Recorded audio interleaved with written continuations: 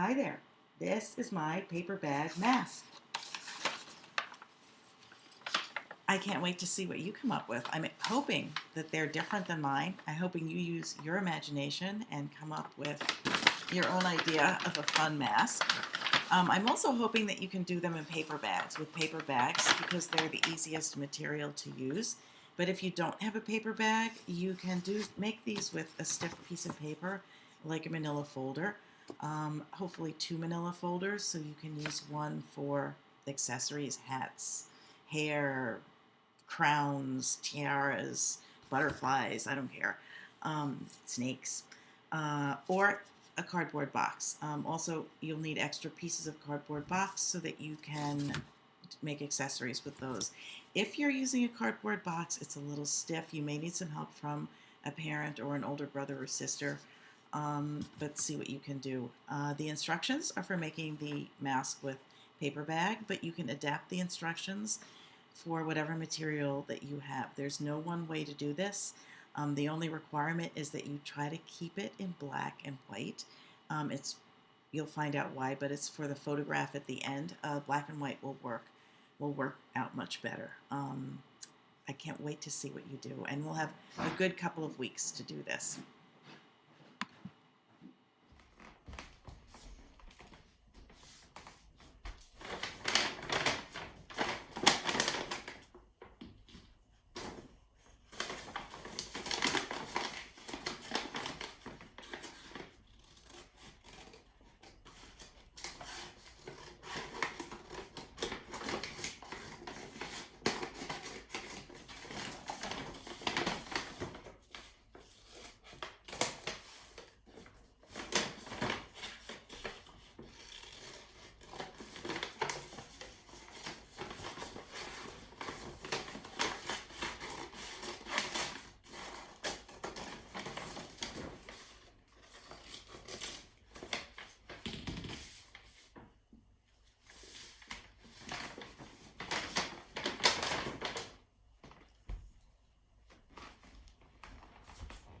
The next thing we have to do is make eye holes in our masks that we can see out of the mask.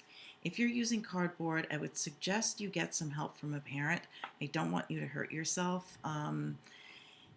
You'll have to start with one eye hole and then have a parent help you with the second one. And you may have to use something sharper, like something like scissors, to poke the hole through the cardboard. And I don't want you to hurt yourself. So make sure to get help with that.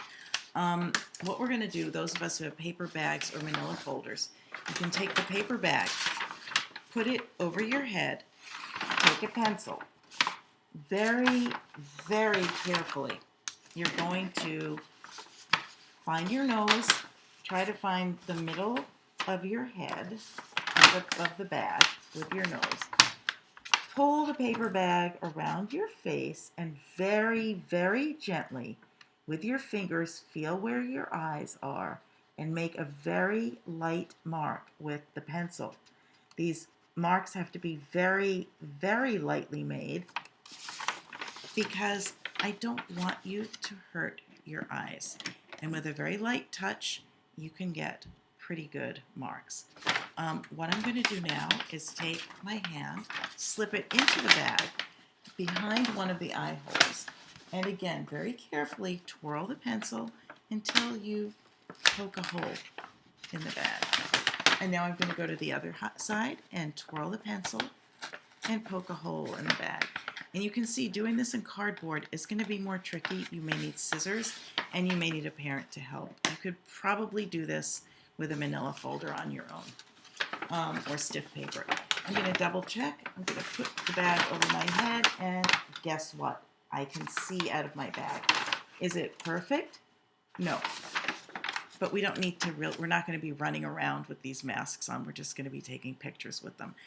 Even if your eyes on the figure on your mask are going to be lower down in the head, it doesn't matter. It's fine. You're going to be adding decoration, and these holes are not going to be a big problem. No one's going to notice them, even if that's not where the eyes are that you draw on your mask. So go ahead, get started with this, and then you'll be able to start decorating.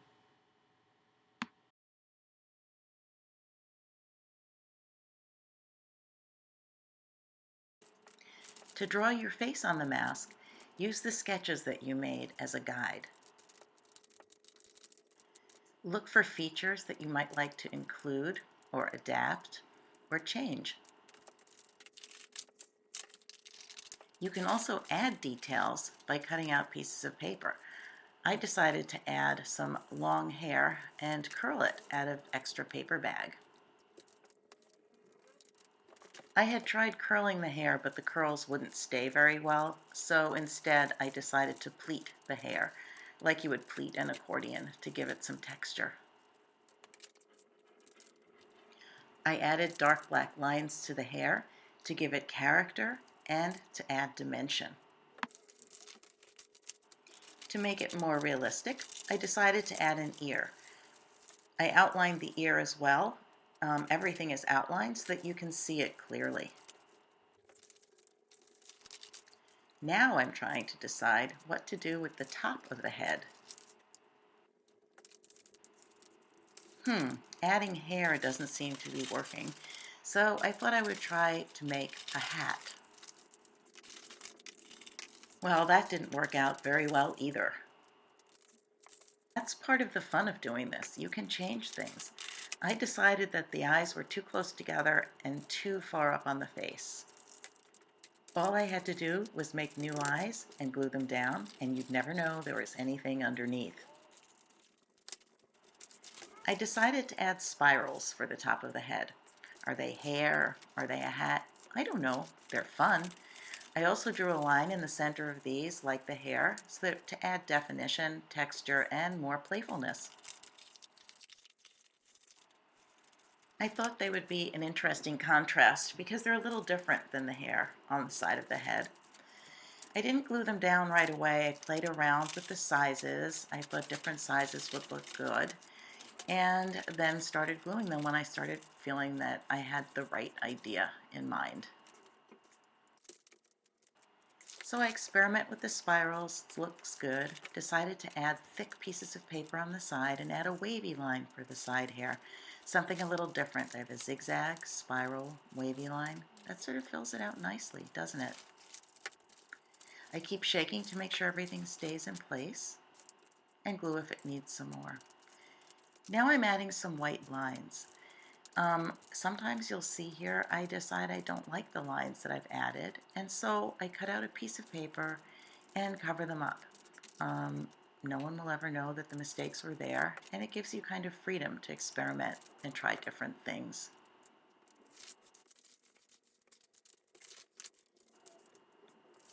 I decide to add some earrings, and I color them white.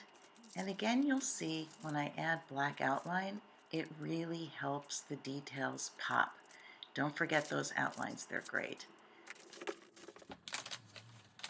Well, my problem was that the front of the mask, the hair piece, was way too tall and wouldn't stand straight. I could have taken it off, but I decided to try to fix it by strengthening it by adding pieces of paper bag, bending them into an L shape and gluing them onto the base and onto the hair. You can try that. You may have other problems. Use your imagination, see if you can fix them, and if you can't, don't worry. Take the mask apart and try again. You've got plenty of time and it's worth it. You'll have a great mask at the end, and don't be afraid to change your work if it didn't work out the way you wanted it to. One last tip, don't forget to cut the handles off the bag. You'll notice I forgot to do that. Hi, and there you have it. That's how we make masks. Hi. In the next video, you're going to learn how to take your fabulous mask and turn it into a fabulous story photo. I can't wait to see what you do. Enjoy mask making, and I'll see you later.